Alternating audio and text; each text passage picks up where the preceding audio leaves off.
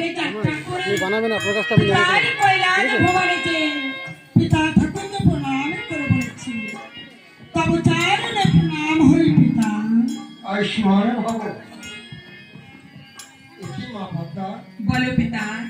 হঠাৎ এই কৈলাস ভুবনে আগমন? পিতা, আজ মনে বড় ব্যথা নিয়ে এসেছে আমি কৈলাস ভুবনে। কি এত বড় ব্যথা নিয়ে এসেছো মা? পিতা, গৌরী ঈশ্বরে পূজা ভগবতী ঘরে ঘরে দেবতার কন্যা হয়ে কতদিন তো উপবাসী সেজিয়া পার্বতী। কি বললে? হ্যাঁ পিতা। তুমি উপবাসী? হ্যাঁ পিতা, আমার তো কেউ পুষ্প দিচ্ছে না পিতা। আমি তো ভেবে পাচ্ছি না কেন পিতা? যে কে তোমার পুষ্প দান করবে। পিতা, এই ধরার বুকে কেউ কি নেই আমার পুষ্প দিতে? আমি তো ভেবে পাচ্ছি না মা। পিতা, একবার ধ্যানস্থ হয়ে দেখো কেউ আছে কিনা। বেশ। মা পদ্মা, বলো পিতা। সে কি করবে তোমার পূজা?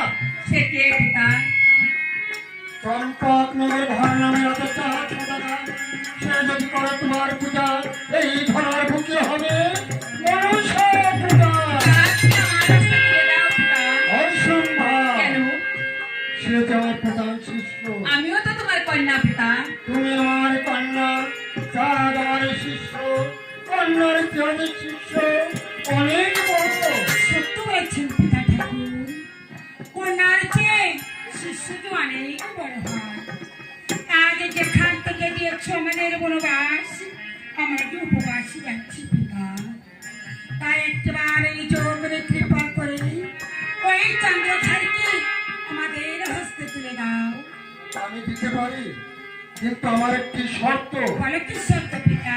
তোমরা ছলে বলে কলে কৌশলে যে কোনো প্রকার হোক পূজা দায়িত্ব চিন্তায় প্রাণে ক্ষতি করতে পারবে না।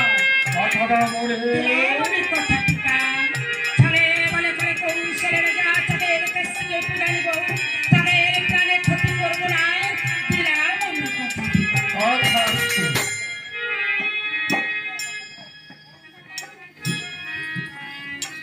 ও